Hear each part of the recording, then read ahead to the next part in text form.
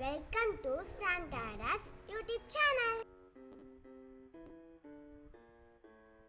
இன்று டிசம்பர் 14 சனிக்கிழமை.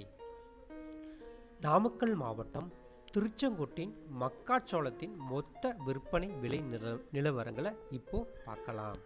திருச்செங்கோடு சந்தையில் மக்காச்சோளம் வரவு பார்த்தீங்கன்னா 0.08 டன். இவை அனைத்தும் தேசி ரெட் வகை மக்காச்சோளத்தை சார்ந்தது. மக்காச்சோளம் 1 கிலோ குறைந்தபட்சம் ரூபாய் 25க்கும் அதிகபட்சம் ரூபாய் 30க்கும் விலை போயிருக்கு.